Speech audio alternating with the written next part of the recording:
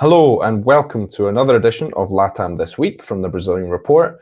This week we're talking about the Colombian presidential election, which approaches its crucial second round vote this weekend.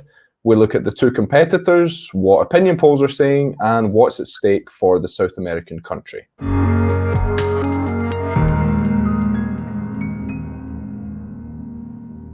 My name's Euan Marshall, the editor of the Brazilian Report, and I'm joined once again by our Latin American correspondent Ignacio Portes, who's going to help us understand what's going on in Colombia ahead of this weekend's vote.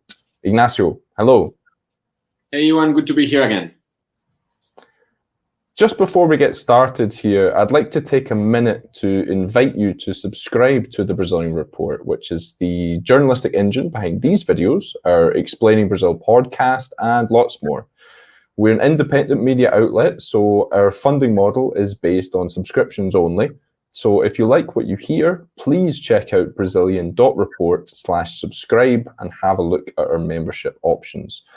Plans start from as little as $3 and change per month, and we've also got a 7-day free trial there if you'd like to try before you buy.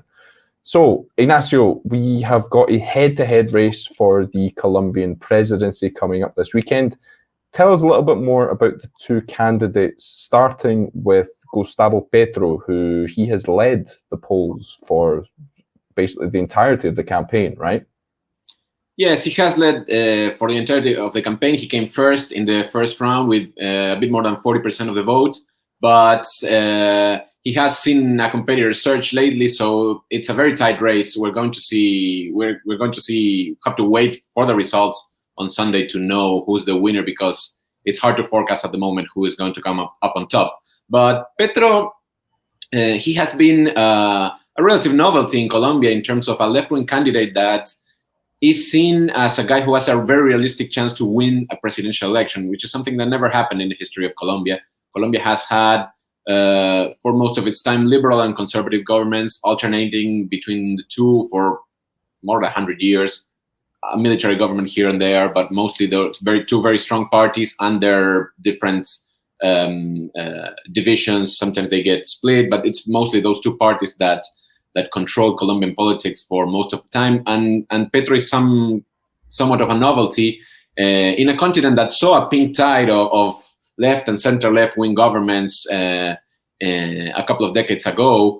Colombia was the exception, right? It was dominated by the right, by Álvaro Uribe, a pretty right-wing man that came as a strongman that could control the guerrillas, control crime, control violence in Colombia, and was very successful politically. Built a political empire with the Colombia's military and with a call for order in Colombia. Now that is being challenged both by Petro and by Hernández, the two candidates. Petro is doing this from a classic left-wing platform. You can compare it maybe a bit to Boric in Chile. It's a guy who is calling for the end of inequality. He's like on the top of the Colombian protests. He has become also larger protests that are maybe a bit smaller than those of Chile, but still significant, against like 20 years of neoliberal policies, of very Washington consensus-like policies in Colombia, oriented towards favoring big corporations, growth in agriculture, mining projects, that kind of thing.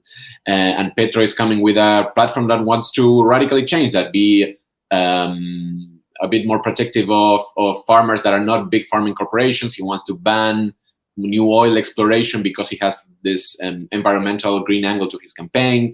He wants to be much more environmentally friendly in general. He has a feminist agenda, pro-abortion agenda, LGBT rights agenda, higher taxes, distributionist policies, that kind of thing is what he's proposing for the country. And but he is seen by the right as a guy who comes from left-wing guerrillas. He was during the 80s part of some of these groups that made peace earlier with the state of Colombia than the FARC guerrillas that made peace more recently, just a few years ago.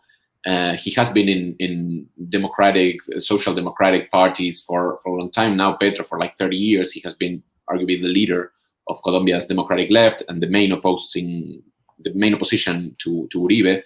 And well, he has built a political career. He lost the runoff last time around against Iván Duque, who is the ruling president of Colombia. And now he has a chance to, he led the race for most of the time, but he's facing this new guy, Hernández, who is also has some momentum behind him. So it's not clear that he will come out on top.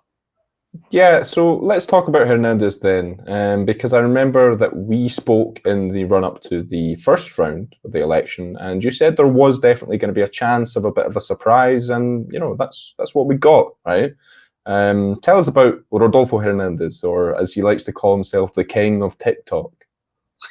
Yes, he's a very social media savvy guy. He has a lot of smart publicists behind him who manage his image in new media. Now he's also getting endorsements from the traditional media as well. But he was one of these typical populist come from behind guys that we've seen so much in the last few years in the world, really, not just in Latin America, like Trump, like Parisi in Chile, that kind of people, that kind of guys that get a bit ignored by the mainstream media. They say, okay, there's a bit of noise about this guy, but who is he? We don't know him. Who endorses him?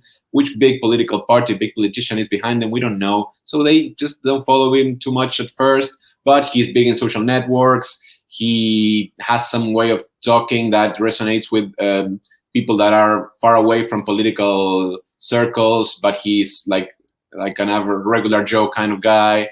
And he gets some enthusiasm that goes a bit under the radar at the beginning, and he has this kind of slogan. Let's talk a bit about who he is. He is a construction tycoon, similar to Trump in that sense, but from much more humbler origins. He's not a heir of a fortune. He's comes from a middle-class family and had a construction business in the interior of Colombia, and close to the Bucaramanga region, far from the capital, far from the classical big cities, areas of power of Colombia. He made his business there. He says he has a fortune of $100 million, which he made building homes for the poor, blah, blah, that kind of thing.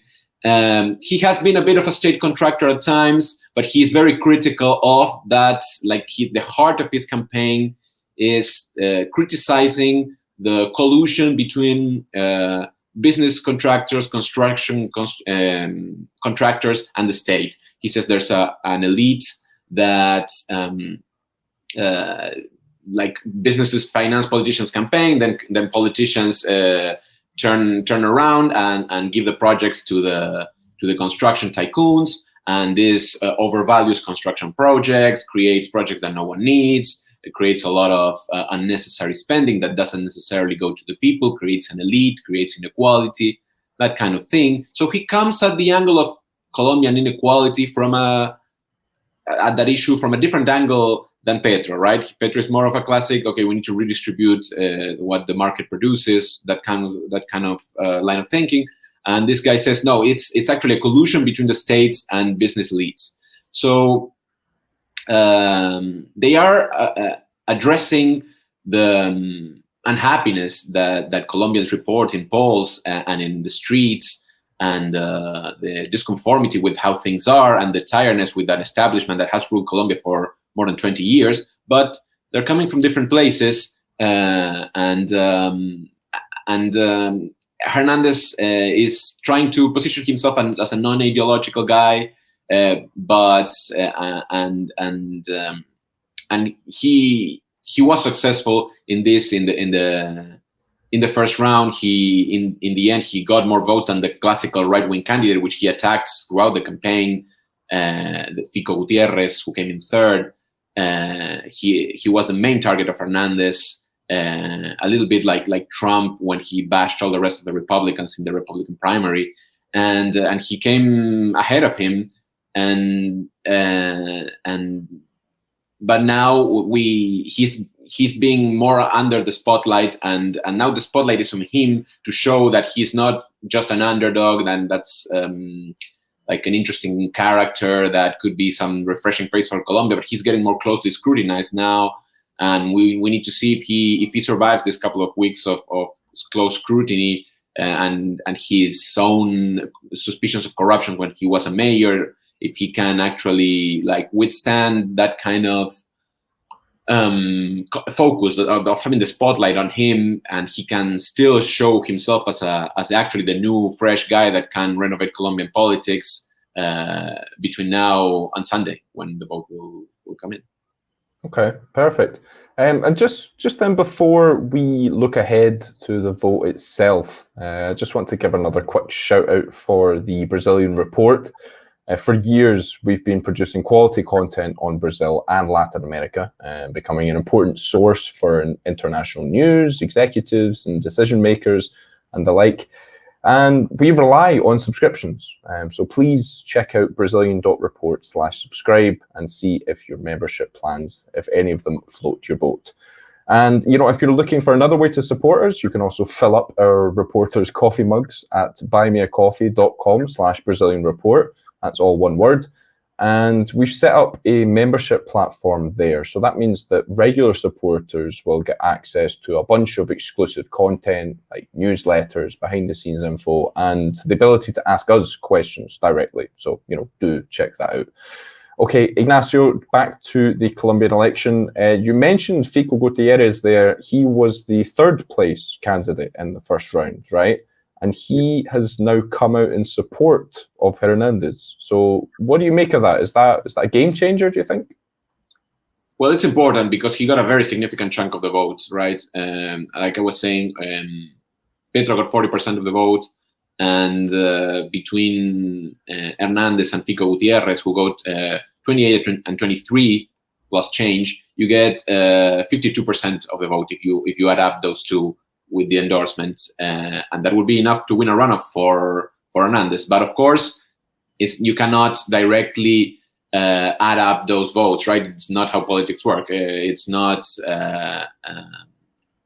People decide individually who to vote in the booth. So, but what we've seen in the last few weeks, very clearly, even before the runoff, is that the right-wing establishment of Colombia, seeing the rise of Hernández and seeing how unpopular all the traditional right-wing Uribe-linked people have become, are starting to get more behind Hernández. They're starting to see him as, okay, he might be the kind of change we accept, the kind of guy that will shake things up a little bit, but not disrupt the country massively. There's a lot of fear. Colombia is near Venezuela, remember. So the idea of collapsing like Venezuela is very present in Colombians' minds. Venezuela has been, the social fabric of Venezuela has been teared apart in the last few years, and millions of Venezuelans have emigrated, many of them to Colombia. So the consequences of badly run left-wing governments are very present in the minds of Colombians elites and in the minds of Colombians non-elites too.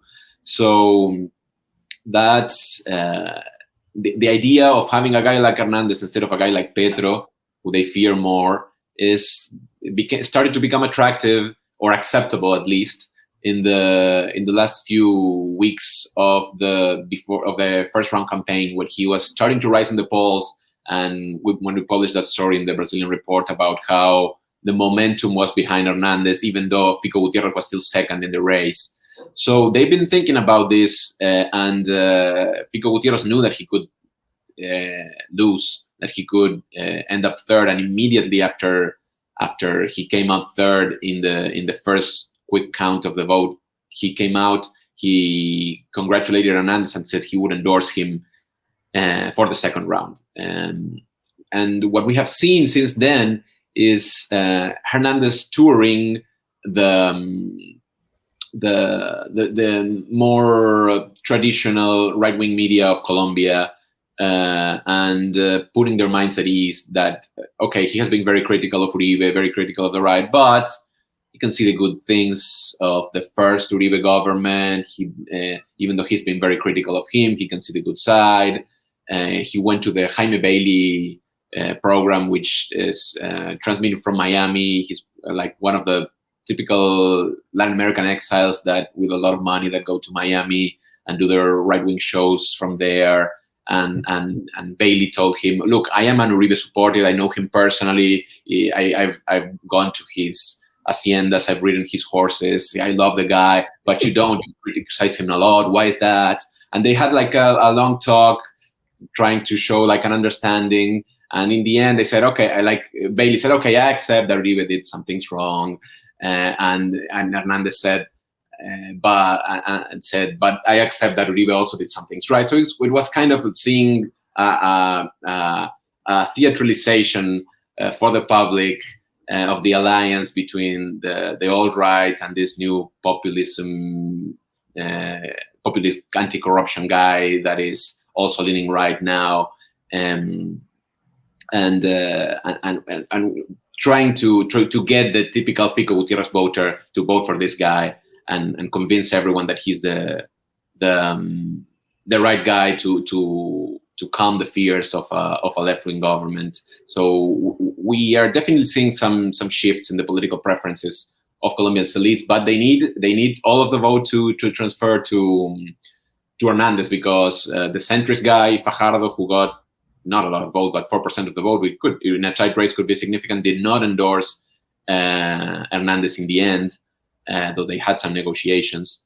And well, if Petro gets that centrist vote and maybe a little bit of the votes of Hernández in the first round, now that he's being more attacked and has more of the spotlight in him, and a bit of the vote of Gutierrez, and maybe a bit of more of presentism, he can rally more voters that didn't go in the first round. Maybe he still has a chance. So yeah, that's more or less the picture right now. Yes, and so we're on the home stretch of the campaign here. We've only got a few days left before the vote. How are the polls looking? Like, what's the latest situation here? Well, the polls, most of them say it's too close to call, right? There are six pollsters that we've been following, and that we will have their results in the Brazilian Report Latin American newsletter coming out tomorrow.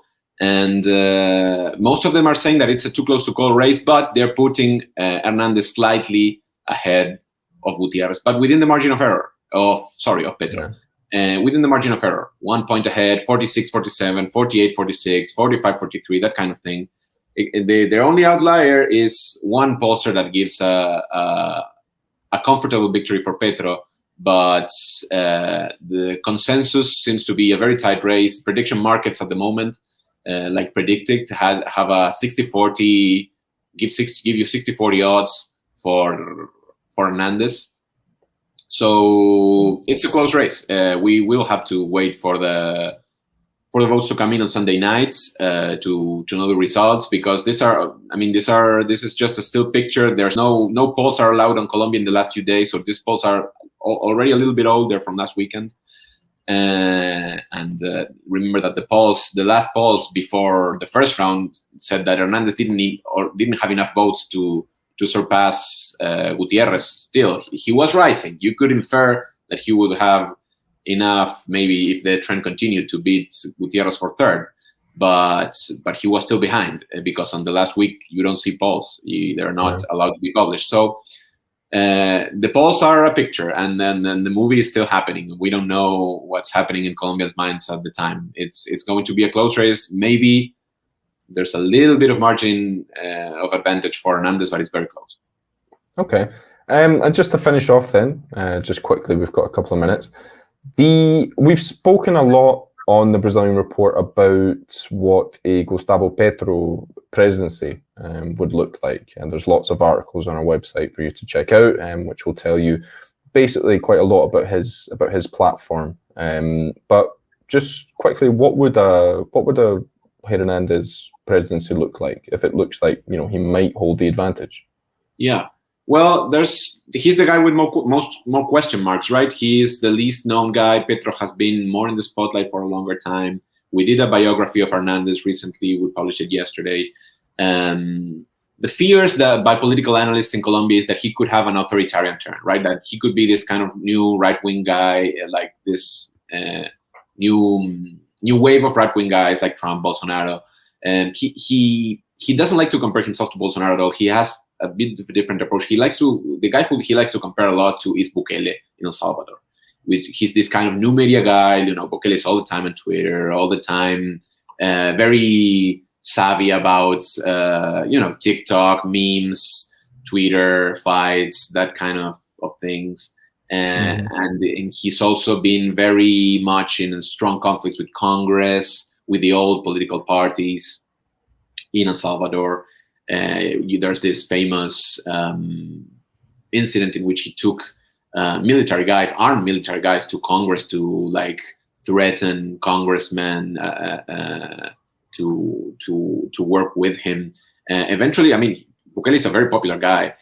He is winning elections very comfortably in El Salvador, but he has this authoritarian streak. So this is currently the fear that political analysts have in Colombia, that as a mayor in Bucaramanga, Hernández, he also had the council against him. He had a couple of famous incidents in which he actually, in one of these incidents, he personally slapped a councilman, and he was suspended from his position for a couple of weeks at least, or months, I don't remember.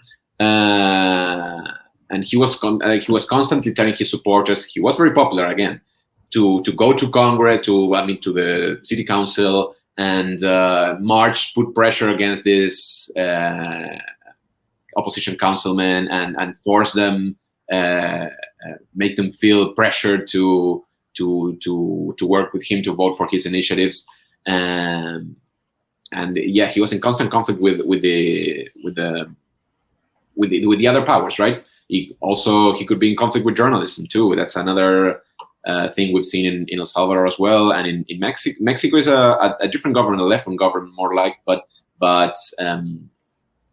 Hernández also likes López Obrador from Mexico, and he's kind of conflicts with the press. He's kind of talking directly to people. López Obrador has this morning press conferences every day, where he gives long answers to questions, and he speaks for 30 minutes each question, and speaks directly to people, ignoring the media. Says, I don't need this middleman.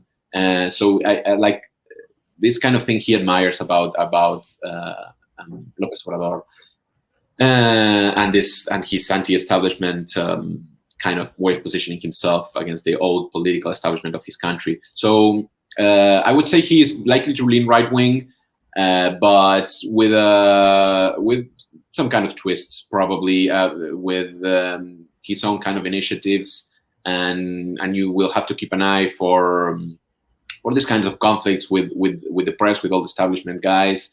And economically,